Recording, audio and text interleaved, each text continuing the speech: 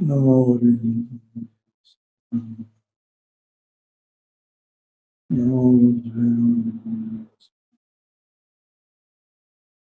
मंगलमय नीतरागले नमो ताये जाते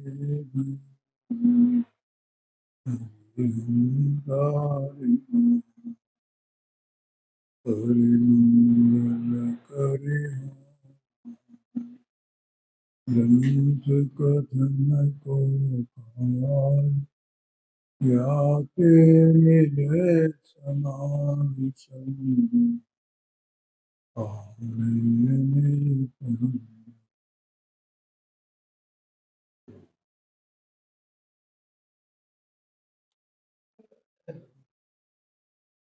मोक्षनाथ प्रकाशक जी ग्रंथ है, 7वां अध्याय है। उभयवासी मिथ्या दृष्टि का प्रश्न है। और जैसा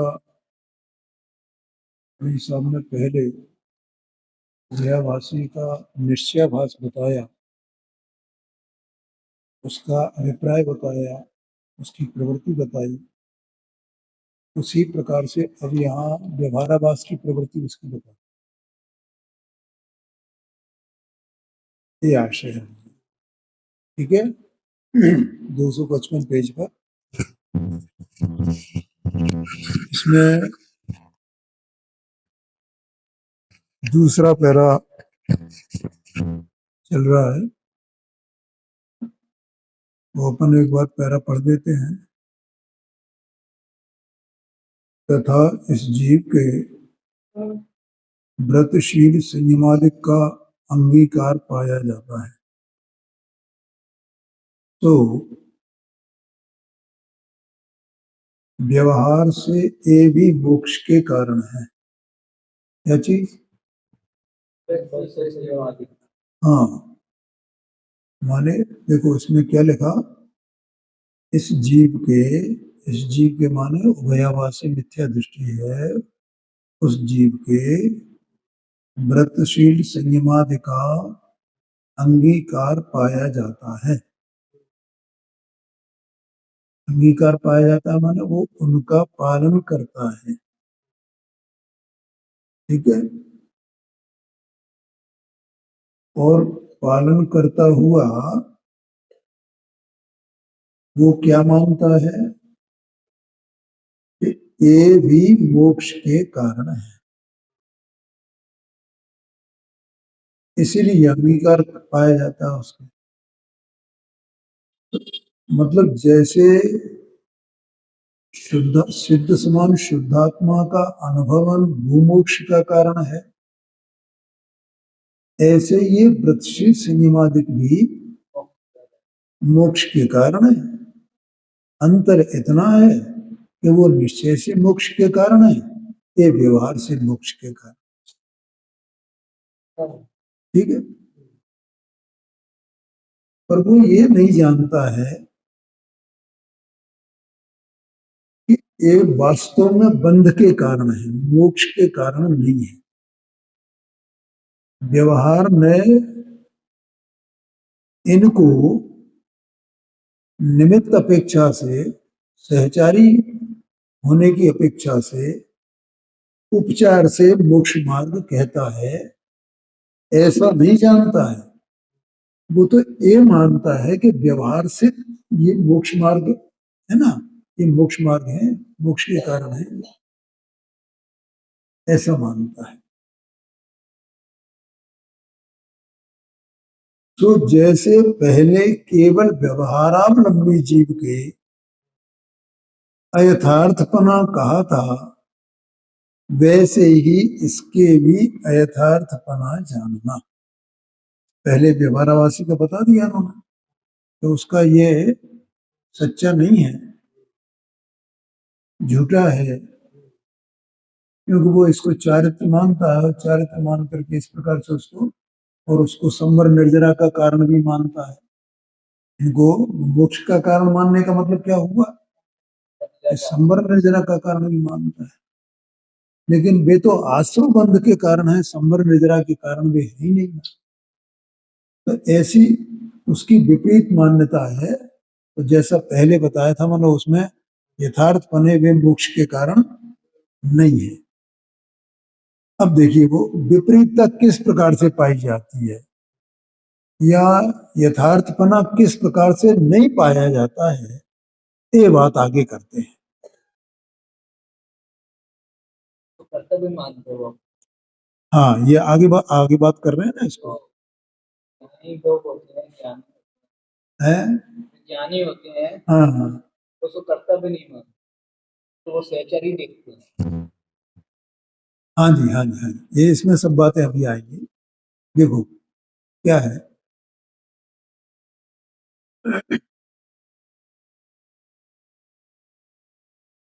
आत्मा चेतन वस्तु है, भिन्न वस्तु है। तो जब आत्मा मोक्ष मार्ग को प्राप्त करता है, तो मोक्ष मार्ग को प्राप्त करना माने सम्यक दर्शन को प्राप्त करना, सम्यक ज्ञान को प्राप्त करना, सम्यक चारित्र। तो वास्तव में यथार्थ सम्यक दर्शन ज्ञान चारित्र क्या है? क्या है कि वो आत्माश्रित भाव है ना, मैं कई बार पहले बता चुका हूं। क्या है? आत्माश्रित भाव है, सम्यक दर्शन भी और सम्यक ज्ञान। देखो सम्यक दर्शन माने क्या? हाँ, अपनी जो वस्तु है त्रिकाली परम पारमात्मिक भाव रूप, जो भगवान आत्मा जिसे कहा जाता है, कारण परमात्मा जिसे कहा जाता है, परम पारमात्मिक भाव जिसे कहा जाता है, उसका उसमें अहम पना आना, उसका आश्रय पूर्वक उसमें अहम पना आना, इसका नाम सम्यक दर्शन है। यही मैं हूं। देखो अपने को अभी ये बात तो बिल्कुल सिद्ध है ना कि अभी अपन आत्मा है क्या नहीं है? तो अपना इस आत्मा का अभी अहम कहाँ है? हाँ, क्यों है उसमें अहम? क्योंकि वो उसी को आप रूप जानता है, इसलिए उसमें अहमपना है। जब इस आत्मा का ज्ञान अपने को जाने पहचाने के मैं ये हूं, तब उसमें अहमपना आवे ना।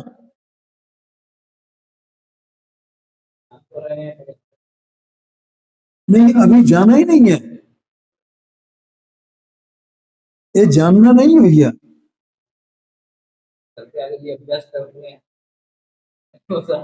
नहीं नहीं, पहले ये समझना कि हम जानते तो हैं।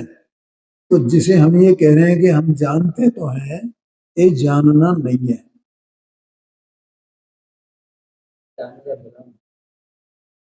जानना किसको कहेंगे? जैसे ये मेरी 5 उंगलियां हैं, तो मैं ये 5 उंगलियों की तरफ देख करके तब जानता हूं ना कि ये 5 उंगलियां हैं। ऐसे में आत्मा की ओर मेरा ज्ञान आत्मा की ओर जावे, तब निर्णय करेगा ना कि मैं आत्मा हूं, तब वो जानना होगा ना। अभी मैं शास्त्र में यहाँ ये लिखा हुआ है, ये मोक्ष मार्ग प्रकाशक है, ये 7वां अधिकार है, इसमें लिखा हुआ है ना ऊपर, तो मेरा उपयोग यहाँ गया ना, तब जाना ना, तब मेरा इसका जानना सच्चा हुआ ना। या नहीं कोई कहेगा भैया देखो पुस्तक को तो कोई दूसरी हाथ में ले और वो कहे मोक्ष मार्ग प्रकाशक है, तो जब तक मैं देख नहीं लूंगा तो भैया मेरे पास लाओ, मैं देख लूंगा तब मानूंगा। क्योंकि उसी साइज की उसी आकार की 2 पुस्तकें वहां रखी हुई हैं, अब तुम कौन सी लाए हो भाई? तो मैं देख लूंगा तब मानूंगा कि ये मोक्ष मार्ग प्रकाशक है। तो वहां अपना उपयोग का ज्ञान का लक्ष्य वहां जाए, तब जाना कहा जाएगा। ऐसे ही जो अपनी वस्तु आत्मा परंपरा में भगवान आत्मा है, वहां पर ज्ञान का लक्ष्य जाए, तब जाना हुआ कहा जाएगा, और जब जानेगा तब उसमें अहम करेगा। आगे जीरो। इसका नाम जानना है। इसका नाम जानना नहीं है कि हम जानते तो है अहम नहीं हो रहा ध्यान ना। जिस क्षण जानेगा उसी क्षण अहम करेगा। ये तो अपन सुनी सुनाई बात है, इनमें क्या है?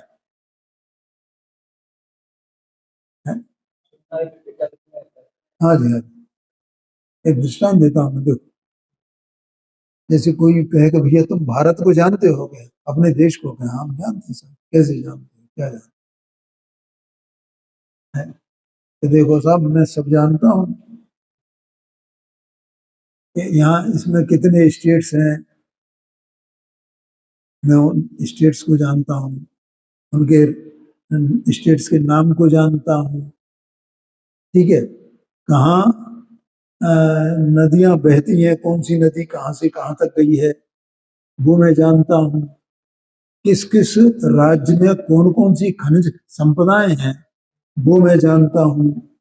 है, किस किस स्टेट में कौन कौन सी मुख्य फसलें हैं वो मैं जानता हूँ। मैं पूरे देश को जानता हूँ। कितनी कितनी भाषाएं बोली जाती है कहाँ कहाँ, किस किस राज्य में किस किस लोगों का क्या क्या पहनावा है, मैं उसको जानता हूँ। कौन सी भाषा बोली जाती है? भैया अच्छा, तो तुम पूरे देश के चप्पे चप्पे पर घूमे होगे, गए होगे ना? अरे भैया, वहां जाने की क्या जरूरत है? यहाँ ये भूगोल की किताब है ना मेरे पास, इसमें सब ये नक्शे बने हुए हैं ना, यहाँ से मैंने जान लिया है। तो जान लिया उसने।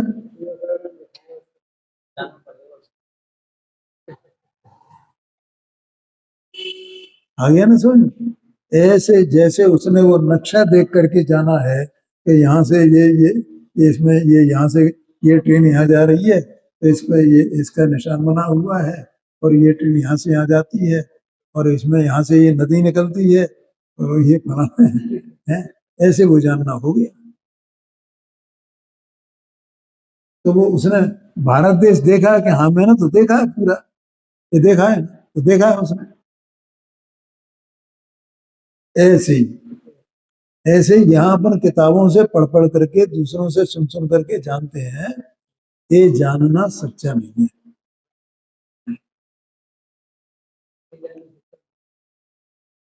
आगे समझ में? तो ये तो उपयोग वहां जाए तब जानना सच्चा हो, जब जानना सच्चा हो और उसमें अहम नहीं आए, ऐसा हो नहीं सकता। उस जानने का फल ही ये है कि उसमें अहम आ जाए, और उसमें अहम आने का फल ये है कि राग में से, देह में से अहम बुद्धि निकल जाए। अहम बुद्धि निकल जाए उसमें से,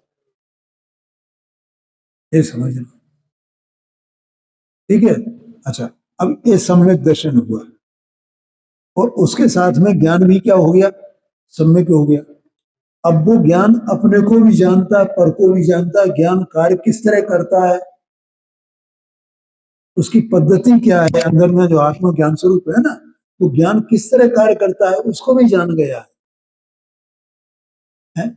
और आत्मा में कौन कौन से किस किस प्रकार के भाव होते हैं, स्वभाव भाव क्या है, विभाव भाव क्या है, उसको भी जानता है। वे आत्मा के क्यों कहे जाते हैं, और वे आत्मा के नहीं है ऐसे भी कहे जाते हैं, विभाव भाव, रागादे भाव। तो वे आत्मा के क्यों कहे जाते हैं वो भी जानता है, और वे आत्मा के क्यों नहीं कहे जाते हैं वो भी जानता है। सब कुछ जानता है, अपनी उपादान शक्ति को भी जानता है, निमित्तों को भी जानता है। आया कि नहीं आएगा? अपनी ध्रुवता को भी जानता है, अपने परिणमन को भी जानता है, और वो परिणमन और ध्रुवता किस प्रकार से भेद रूप है, किस प्रकार से अभेद रूप है, इस सबको जानता है। ऐसा वो ज्ञान है, उसका नाम सम्यक ज्ञान है। और बताएं कि आगम में भगवान ने जो जो कहा है वो सब उसके ज्ञान में भगवान के कहे अनुसार वैसा का वैसा ही ज्ञात होता है, वैसा का वैसा उसको ज्ञात होता है, उसमें उसे कोई शंका नहीं होती है। इसका नाम सम्यक ज्ञान है। तो ये सब आत्मा में आत्मा में ही हो रहा है ना, बाहर में तो कुछ नहीं हो रहा ना। सम्यक ज्ञान में, सम्यक ज्ञान, सम्यक दर्शन के लिए बाहर क्या हो रहा है? सम्यक ज्ञान के लिए बाहर क्या हो रहा है? कुछ भी नहीं हो रहा। मतलब ये पूरा का पूरा आत्मा संबंधी बात है ना। फिर वो सात तत्व को जानता है, क्योंकि सात तत्वों में आत्मा पसरा हुआ है ना। आत्मा के बिना में सात तत्व कैसे हो सकते हैं? इसलिए जिसने आत्मा को जाना, तो वो आत्मा जिन जिन तत्वों में पसरा हुआ है उन तत्वों को नहीं जानेगा, उनको भी जानता है। वो उनको जानना ये कहा जाता है ये व्यवहार सम्यक दर्शन है। और जब आत्मा को जानेगा तो वो अनंत सिद्ध को नहीं जानेगा, उनके स्वरूप को नहीं जानेगा, उस मार्ग के स्वरूप को नहीं जानेगा, धर्म के स्वरूप को नहीं जानेगा। तो देवगुरु धर्म का श्रद्धा नहीं सम्यक दर्शन कहा जाता व्यवहार से, लेकिन वो विकल्प रूप है सब। तो जितना विकल्प रूप है उसको व्यवहार से सम्यक दर्शन, सम्यक ज्ञान कहा जाता है, और जितना आत्माश्रित भाव है उसको निश्चय से सम्यक दर्शन, सम्यक ज्ञान कहा जाता है। अब बोलो उसमें वो क्या करता है? लेकिन वो तो अपने आप ज्ञान की और वो विकल्पों की ऐसी परिणति अपने आप होती है ना, उसमें कुछ करना पड़ता है उसे? कुछ नहीं करना पड़ता है, सहज ऐसे ही वर्तता है। लेकिन तो भी अहम कहां बना रहता है उसका? अपने वही का वही, उसी ध्रुव परमात्मा तत्व में ये ही मैं हूं, और ज्ञान भी उसको, उसी को आपरूप जानता है, ये ही मैं हूं। और ये सात तत्व सब पर्याय रूप तत्व हैं, अलग अलग हैं सब, और मैं तो एक हूं बस, उनमें सब में एक रूप से पसरा हुआ, ज्यों का त्यों रहने वाला, ऐसा जानता है। अब वो अपने आप ही जानता है ना, उसे कुछ करना पड़ता है। ठीक है। अब चारित्र क्या होता है? तो चारित्र ये होता है कि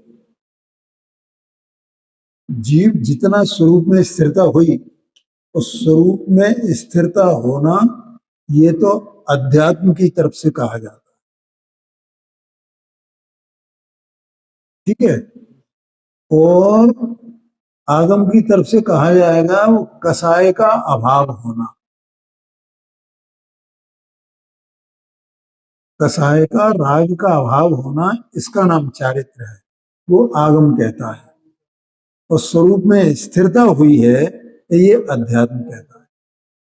और जितना जितना स्वरूप में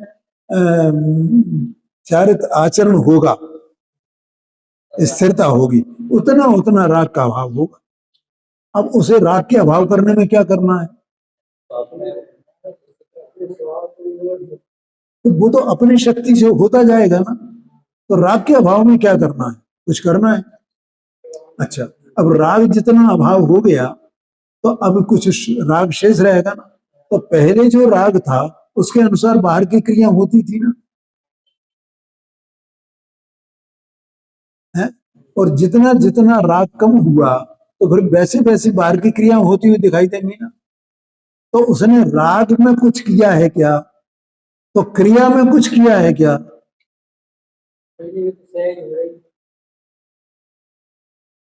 तो उसका उसमें अहमपना आया क्या? कर्तापना आया क्या? कुछ नहीं आएगा। जब राग में ही अहमपना नहीं है, राग के अनुसार बाहर की क्रिया होती है।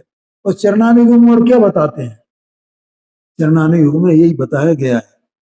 क्या बताया गया है? कि किस भूमिका में कितना राग है और कितना राग का अभाव हो गया है, और उस राग का जो अभाव हुआ है तो बाहर में किस प्रकार की क्रिया दिखाई देगी,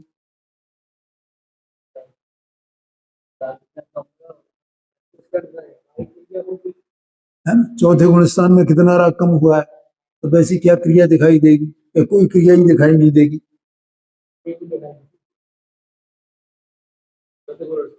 हाँ जी, कोई क्रिया दिखाई नहीं देगी वहां, क्योंकि वहां तो कोई राग, मतलब अनंतानुबंधी राग तो गया है। अभी तीन चौकड़ी कसाय का राग का सद्भाव तो वैसा का वैसा ही है ना, तो वहां क्या क्रिया दिखाई देगी? कुछ भी क्रिया नहीं दिखाई दे रही। अज्ञानी और ज्ञानी की क्रिया में कोई दिखाई नहीं, कुछ अंतर ही नहीं दिखाई है। और उसका जितना भी वो पालन करता है ना, जो भी वो सब वो जानता है, ये सब कुलाचार है। अभी ये कोई चारित्र कहने लायक चीज नहीं है। ठीक है, अब पांचवें गुणस्थान में वो दो चौकड़ी कसाय का भाव हो गया, उतना राग कम हो गया, तो उस प्रकार की दशा देखने को मिलेगी। तो चरणानुयोग तो इतनी बात बताता है, चरणानुयोग करने की कुछ नहीं कहता है, वो तो ये बताता है कि किस भूमिका में कितना राग है और उसके अनुसार क्रिया क्या है। हाँ जी, हाँ जी, हाँ जी, ये बात है। तो अब बोलो ज्ञानी ने क्या किया? उसमें कुछ किया? राग करने में कुछ किया? कम करने में कुछ किया? राग की तरफ देखा? कुछ नहीं किया, वो तो अपने में कर रहा है जो कर रहा है। इसलिए जो अपने में हो रहा है उसका नाम निश्चय मोक्ष मार्ग है, और जो अपने में नहीं हो रहा है, बाहर में होता हुआ दिख रहा है, उसका नाम व्यवहार मोक्ष मार्ग है। लेकिन वो किया नहीं जाता है, अपने को ऐसा लगता है किया जाता है। अब आगे इसको कह रहे हैं, ठीक है, देखो, तथा यह ऐसा भी मानता है कि यथा योग्य व्रतादि क्रिया तो करने योग्य है। देखो लिखा है कि नहीं लिखा है? क्या मानता है? करने योग्य है, ऐसा मानता है। और अभी अपन ने ज्ञानी की बात की, तो वो ऐसा मानता है कि करने योग्य है। और अगर वो क्रिया करने योग्य है तो इसका मतलब राग करने योग्य है। अब जो राग को करने योग्य माने, क्रिया को करने योग्य माने, तो वो ज्ञानी कैसे होएगा भैया? इसका मतलब देखो, संसार को ही करने योग्य माने, संसार में रहना ही योग्य माने।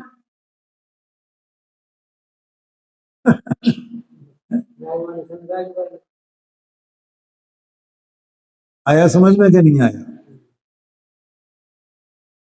करने योग्य तो है, परंतु इसमें ममत्व नहीं करना, ऐसा मानता है।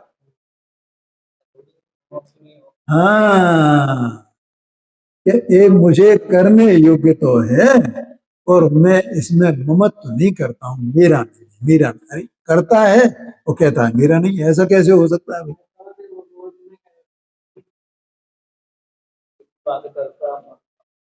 हाँ, मतलब कितनी एकदम सरल बात है, कोई कठिन बात नहीं है। देखो, तो पंडित साहब यहाँ कह रहे हैं, सो जिसका आप करता हो उसमें ममत्व कैसे नहीं किया जाए? ये दो बातें नहीं हो सकती हैं। एक कर्ता बने और मेरा कार्य है ऐसा नहीं माने, ये मैं करता हूं ऐसा नहीं माने, करने योग्य माने और मेरा है ऐसा नहीं माने। ऐसा कैसे हो सकता है भाई? आप करता नहीं है तो मुझको करने योग्य है ऐसा भाव किसने किया? कैसे किया? ऐसा परिणाम आया कैसे? समझ गए ना? आप करता माने ये करता नहीं बना है कि नहीं भैया देखो, ममत्व नहीं करना माने, ममत्व नहीं करना माने करता नहीं बनना, करता नहीं बनना। हम तो अकर्ता है भैया। क्यों? क्योंकि हम तो शुद्धात्मा है ना, तो शुद्धात्मा तो अकर्ता है, तो हम तो अकर्ता हैं और क्रिया करने योग्य है। हम तो अकर्ता हैं और क्रिया करने योग्य है। क्यों? क्योंकि हम तो शुद्धात्मा है और शुद्धात्मा कर्ता होता नहीं।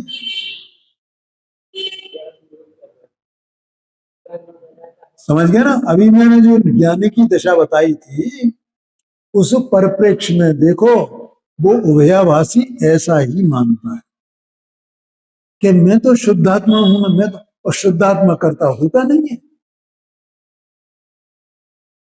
ठीक है, तो जब उधर देखता है तो कहता है मैं करता नहीं हूं, हाँ, और इधर देखता है तो मानता है कि ये मुझे करने योग्य है। अरे भैया, ये दो दो बातें कैसे हो जाएंगी? तो भाई तू है कौन? तो उधर देखता है मैं शुद्धात्मा हूं, और इधर देखता है तो ये मैं क्रिया करने वाला हूं, और अपने को मोक्ष मार्गी मानता है।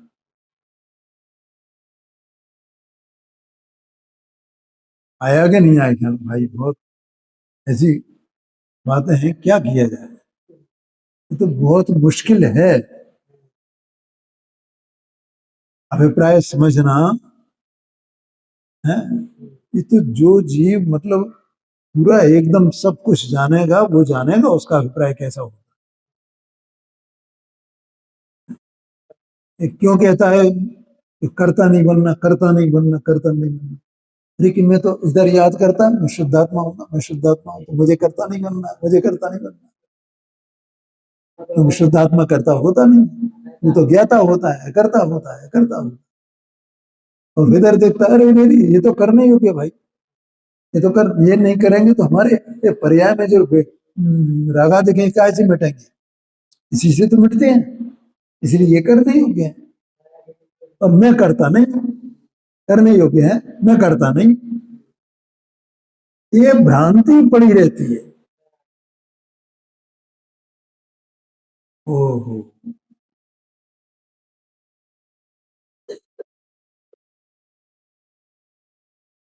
आप करता नहीं है तो मुझको करने योग्य है, ऐसा भाव कैसे किया? ये भाव करने का कारण ही है भैया, है ऐसा। एक तरफ अपने को करता अकर्ता माना है, दूसरी तरफ उसको करने योग्य माना। बड़ी भारी गड़बड़ी है। और ज्ञानी की दृष्टि एक जगह और इसकी दृष्टि दोनों जगह। इधर देखता है तो अकर्ता, इधर देखता है तो करने योग्य। ज्ञानी की दृष्टि एक जगह, बस मैं तो ये हूं बस। अब राग होए, मैं राग का करता ही नहीं, मुझे क्या लेना देना राग से? हाँ, वो निश्चिंत है, रहे तो रहे राग, मेरा क्या बिगाड़ने वाला? मैं तो अकर्ता ज्ञाता हूं। अरे मैं तो राग का भी ज्ञाता ही तो हूं ना। मुझे राग कम करने के लिए क्या करना है? राग का कुछ करना ही नहीं है, जो कुछ करना है अपना करना है। राग कम हो तो नहीं हो तो मुझे क्या है? परद्रव्य की क्रिया हो तो नहीं हो तो मुझे क्या करना है? वो क्रिया होगी, वो उसकी योग्यता से होगी, मेरा उसमें कोई कर्तव्य नहीं। एक ही जगह दृष्टि है उसकी। और अज्ञानी इधर उधर दोनों तरफ दौड़ता है, इधर भी, इधर भी, इधर भी, इधर भी, इधर भी, इधर भी।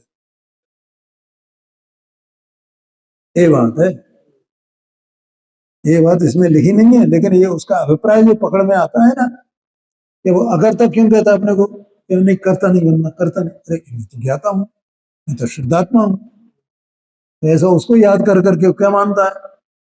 मैं करता नहीं, मैं करता नहीं, ममत्व नहीं करता हूँ, लेकिन क्रिया तो करने योग्य है, ऐसा मानता है।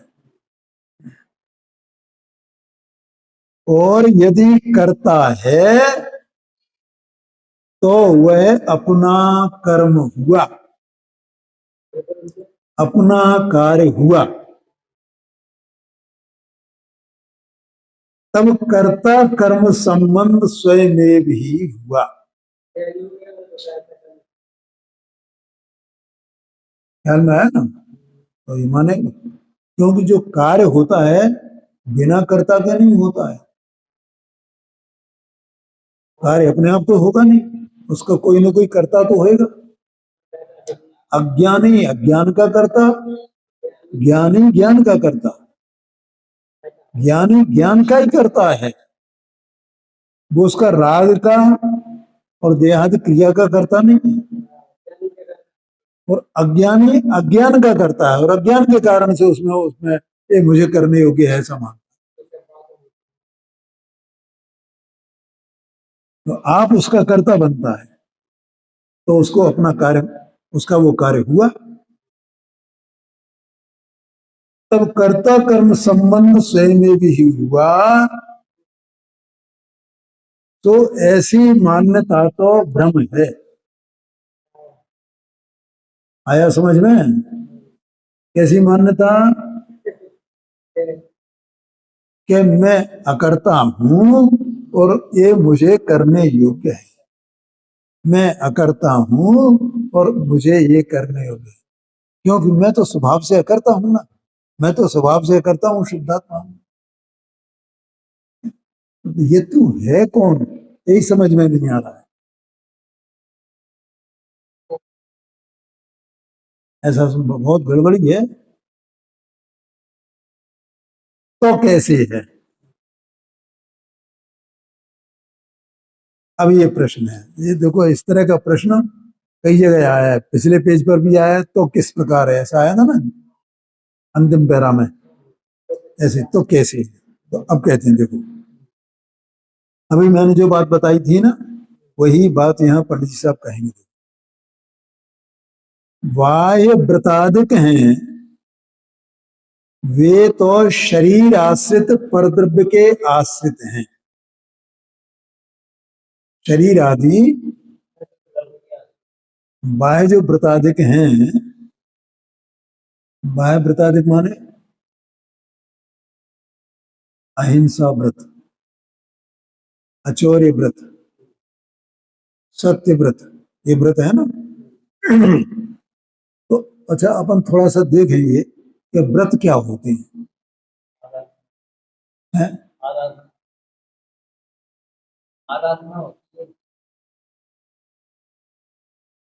व्रत माने अव्रत का अभाव, उसका नाम व्रत है। क्या अव्रत का मतलब क्या होता है? अव्रत का मतलब होता है पाप। हाँ जी, हिंसा, झूठ, चोरी, कुशील, परिग्रह, इसी का नाम तो अव्रत है।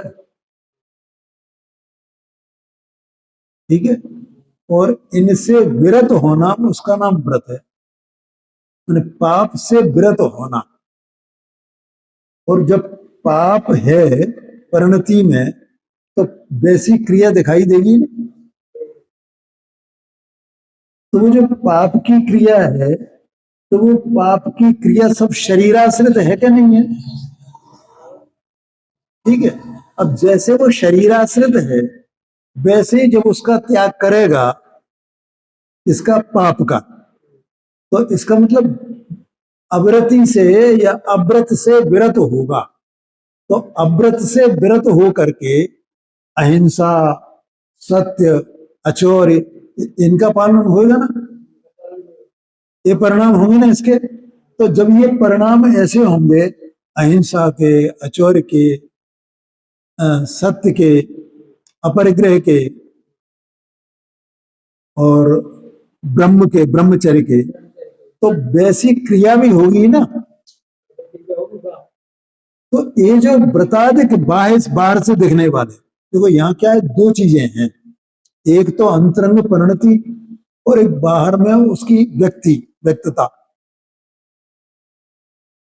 तो व्यक्तता है, उसको बाह्य व्रतादिक कहा। अंतरंग की जो परिणति है व्रतादिक रूप से, अर्थात पाप के अभाव रूप जो अंतरंग की परिणति है, उसको व्रत कहा ना। तो वो तो अंतरंग व्रत हुआ ना। तो और बाहर में उसकी परिणति मानो व्यक्तता होगी कि नहीं होगी? तो जो व्यक्तता होगी तो वो शरीर की क्रिया से होगी ना। क्या कहा? कैसे होती है शरीर की क्रिया से? तो क्या गुणराज समिति पूर्वक चलते हैं, समिति पालन करते हैं, तो बोलो क्रिया होती हुई दिखाई देगी नहीं समिति की।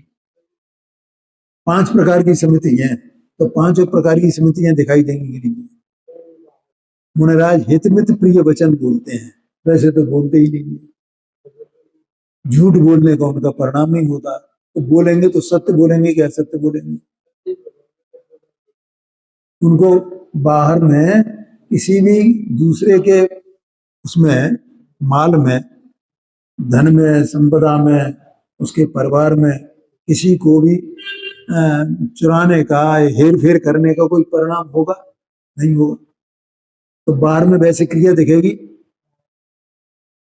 या नहीं दिखेगी? हेर फेर का कार्य दिखेगा, मतलब हेर फेर का कार्य नहीं दिखेगा। वो कार्य का नहीं दिखना ये शरीर आश्रित व्रत हुआ ना। अभी अपने परिणाम चलते हैं तो अपन उसमें हेर फेर करेंगे। आया समझ में कि नहीं आया? चोरी करेंगे तो चोरी का परिणाम दिख रहा है, अंदर में है तो बाहर में करेंगे ना। होगी कि नहीं होगी? जब अंदर में झूठ बोलने का परिणाम है तो बाहर में झूठ बोला कि नहीं बोला। अंदर में मायाचारी है तो बाहर में मायाचारी का कार्य देखेंगे ना। आया कि नहीं आया क्या? तो ये बाहर की जितनी क्रियाएं हैं वो उनको बाह्य व्रताधिक कहा। वो बाह्य व्रताधिक शरीर आश्रित है ना सब। आया समझ में? क्या लिखा?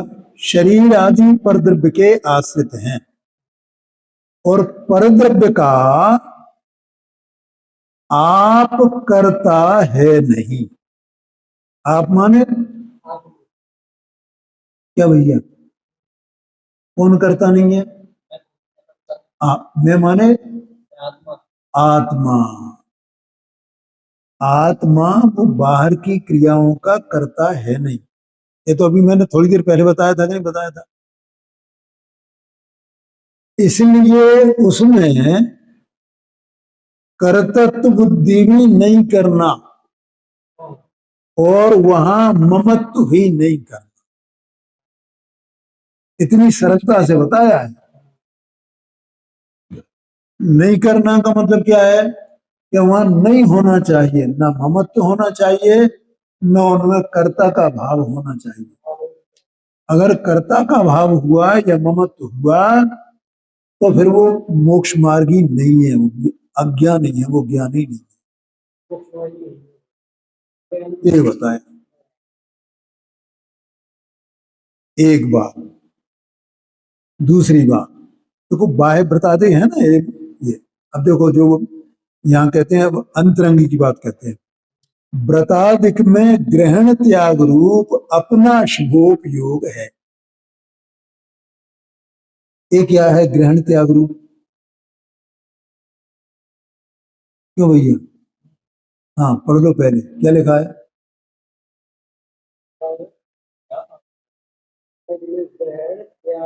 तीसरी लाइन में पढ़ो।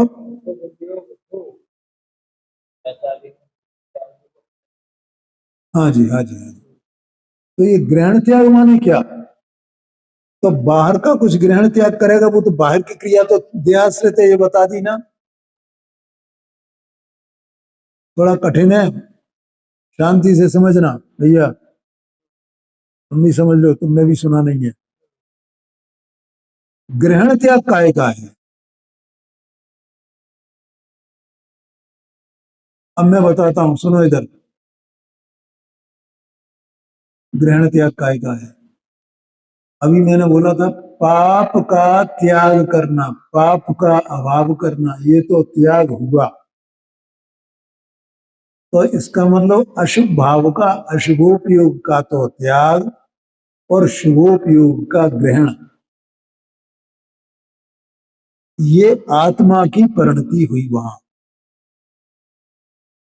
जितनी जितनी अंतरंग में स्थिरता है उसके अनुसार ये ग्रहण त्याग आत्मा में होता है।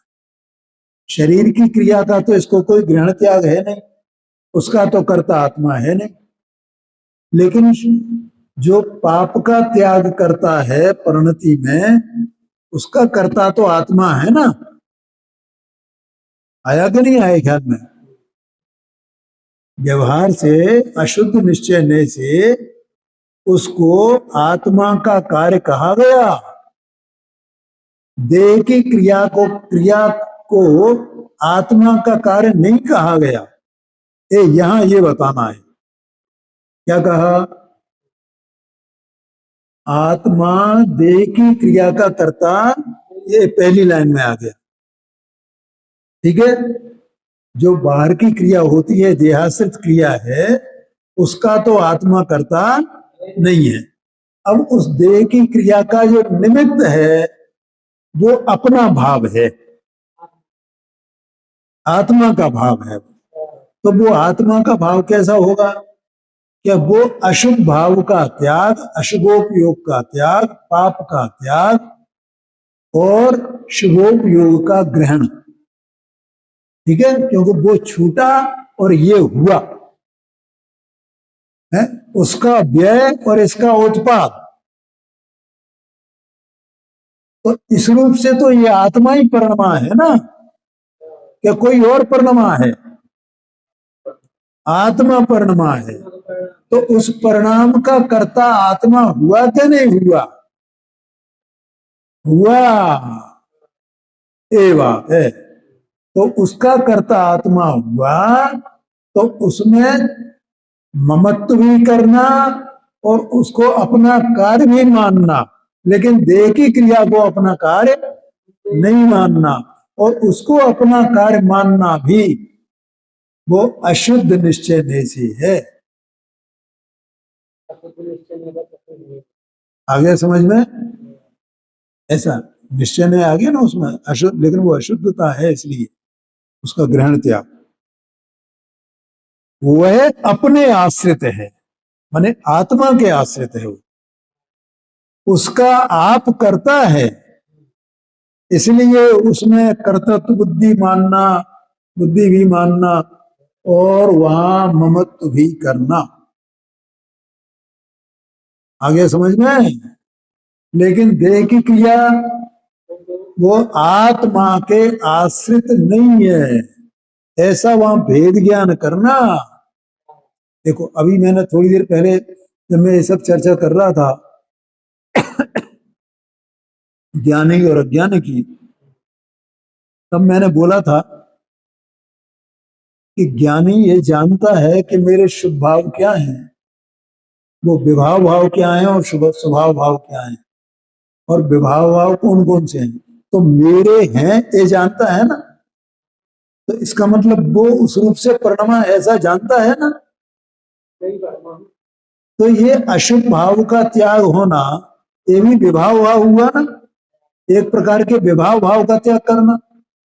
और शुभोपयोग रूप परिणमना, ये एक दूसरे प्रकार का विभाव भाव का ग्रहण हो गया ना। तो उसका कर्ता कौन हुआ? वो ज्ञान जानता है ना कि मैं अशुद्ध निश्चय ने से इनका करता हूं, शुद्ध निश्चय ने से करता नहीं हूं, लेकिन अशुद्ध निश्चय ने से तो करता हूं मैं। लेकिन जिस नय से मैं इनका करता हूं, उस नय से देहादि की क्रिया का करता, ऐसा भेद विज्ञान से वर्तता।